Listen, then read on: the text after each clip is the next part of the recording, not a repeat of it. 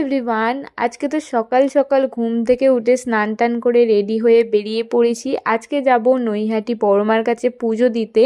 আমি first time যাচ্ছি। তো আমরা অনেক সকাল সকাল গিয়েছিলাম, আর ওখানে ভিতরে ভিডিও করা খুব একটা অ্যালাউ ছিল না, তাও যতটা পেরেছি আমরা এখানে করেছিলাম। যেহেতু আমরা অনেক সকাল সকাল গিয়েছিলাম তাই আমাদের খুব একটা লাইনে দাঁড়াতে হয়নি। আর এটা হচ্ছে পুজো দেওয়ার পরে বাইরে বেরিয়ে দেখছি এখানে সবাই জালিটাকে মানত হিসেবে বেঁধে দিচ্ছিল, তো আমিও বেঁধে দিয়েছি।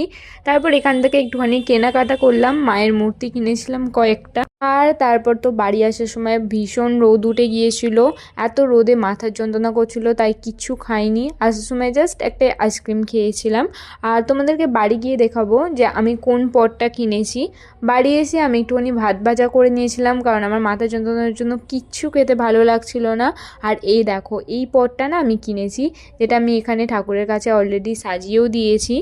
আর সন্ধেবেলা তারপর বানিয়েছিলাম একটুখানি ম্যাগি, আর তার সাথে বানিয়ে নিয়েছিলাম কফি, যেহেতু আমার কিছুই খেতে ভালো লাগছিল না। তো দ্যাটস ইট ফর টুডে। তোমাদের সাথে দেখা হবে নতুন কোনো মিনি ব্লগে, ততক্ষণের জন্য বাই সবাইকে।